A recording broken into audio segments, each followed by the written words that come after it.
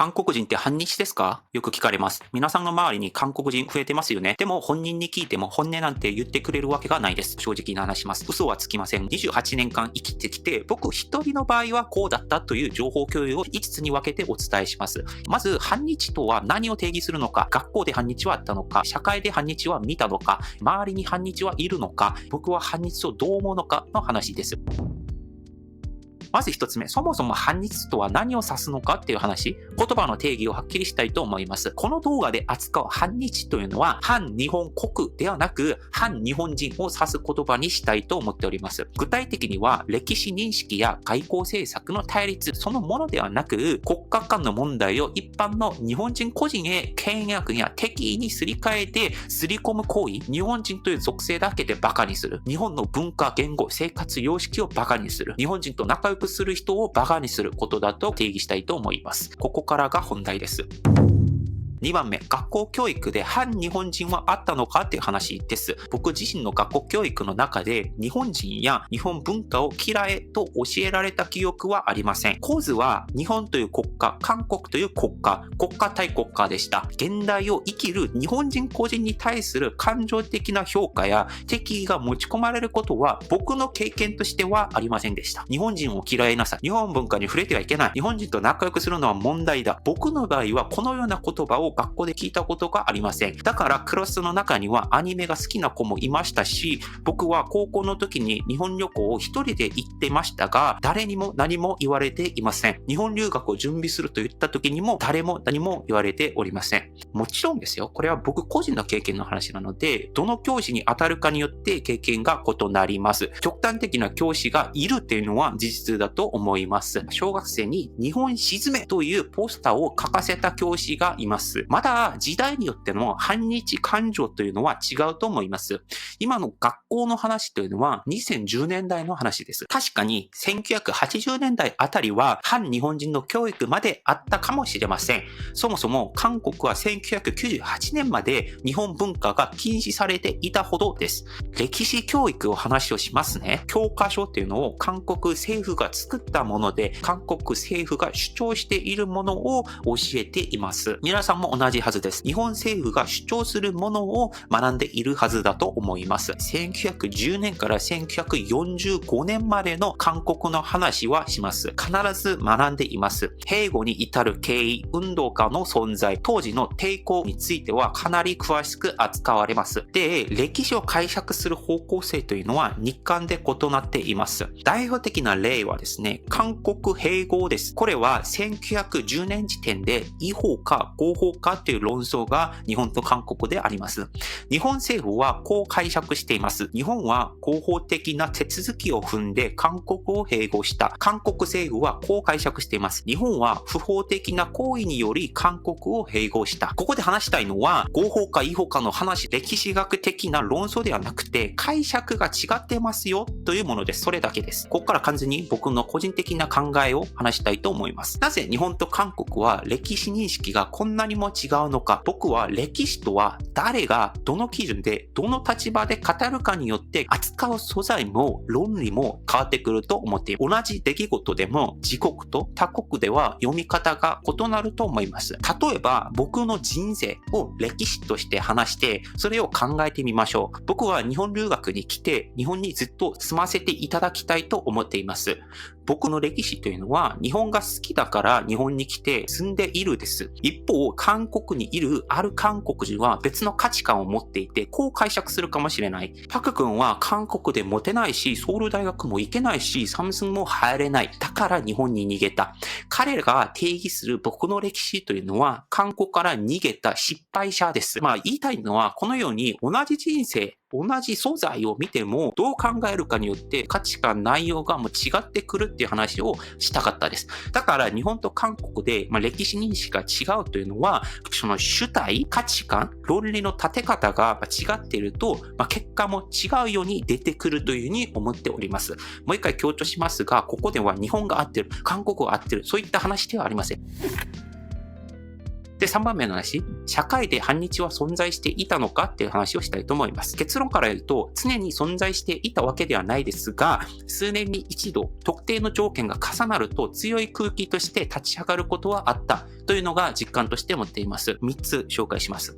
1つ目は、ノージャパン運動です。2019年、政府間の摩擦を背景に、日本製品の不買運動が広がりました。特徴的だったのが、国家間の対立が民間企業や一般消費行動にまで直接波及した点です。現場の空気としては、日本製品を買わないことが正しい程度、意識の高い行動とみなされる運動がありました。その結果、日本旅行や日本留学の予定を公に語りにくくなる空気が確かに存在しました。ただ、これは社会全体が一色に染まったわけではなく、批判ももちろんありました。距離を置いて冷静に見ていた人も数十%単位ではいたと僕は見ています。2つ目は、福島原発をめぐるデマです。これは、日本に行くと被爆する、水も空気も危険だというデマみたいなものが SNS を中心に繰り返し流されました。実態として、これらは科学的根拠が極めて薄いようなもの、別の写真を持ってきて、これは福島のものだっていうふうに嘘をついている人たちもいました。こういうふうに不安を刺激する情報ほど拡散されやすく、結果的に強風だけが一人歩きしました。不安をナショナリズムに混ぜたんです。恐怖を煽る情報を信じてしまった人がいた。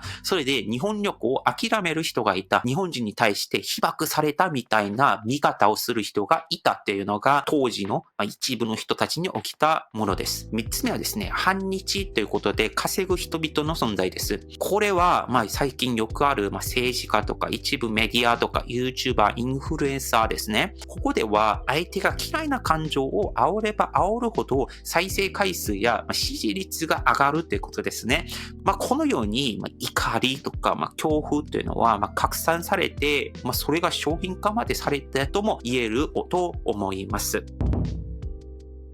で、4番目の話、周囲の韓国人に反日はいたのかって話です。数百名程度の範囲で韓国人と触れ合ったことがあります。家族、親戚、学生時代の友人、社会に出てからの知り合い。少なくとも僕の身の回りには、日本人そのものを嫌ってる人はいないと思っています。僕が日本と関わりがあるから言わなかったかもしれませんが、それを考慮してもほとんどいないと思っています。むしろ日本について語られる話題の多くは、日本のこれが大好きだでした。スラムダンクで人生哲学を学んだ、日本の麻婆豆腐が好きでたまらないみたいな話を僕の知り合いとよくやっていました。日本に特に興味がない人が約6割いて、日本旅行、日本ドラマ、日本のコンテンツに興味を持っている人が約3割です。これは流行りとか特定の機会があれば、Netflix で日本に関連するものを見る、海外に行くとしたら、日本に行くみたいなレベルだと思ってください。そして残りの約1割は明確に日本が好きだというそうで、食とか音楽、アニメ、旅行みたいなことを積極的に消費しているそうです。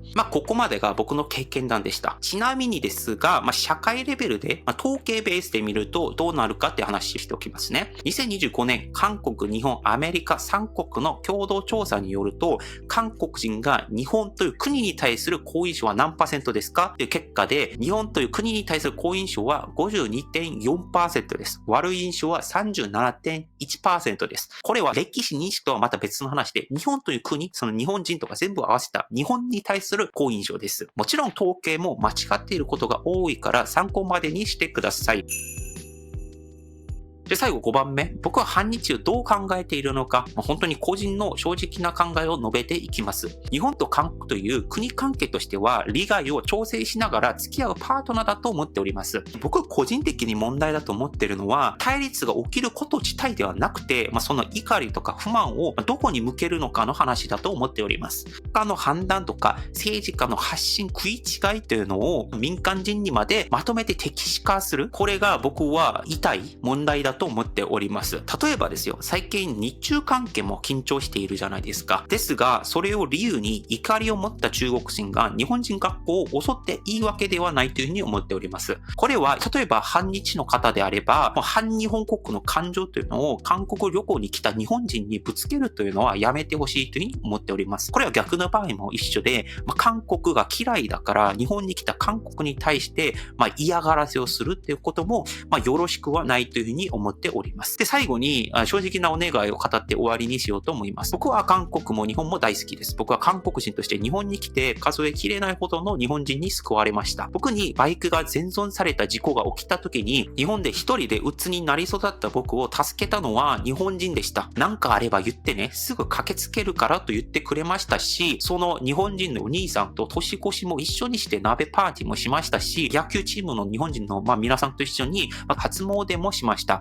それでボロボロだった体と心を回復させました。そのおかげで今の僕がいます。国籍にとらわれないで交流することの無限な可能性を僕は信じているんです。相手の国の人のことが好きな人はどれぐらいいるかについても考えてみてほしいものです。動画で話した通り、僕の韓国人の知り合いで日本人が好きな人は数十人単位でいます。日本好きな人たちまで反日だと見られるとしたら、とても残念なことではないかというふうに思っております。この動画かなり敏感な話題で、どのように拡散され、どのように理解され、どのような結果になるか、もう正直不安でしかないんですけれども、でも勇気を持って、両国の理解が深まることを願って、この動画を出してみました。以上、パクンでした。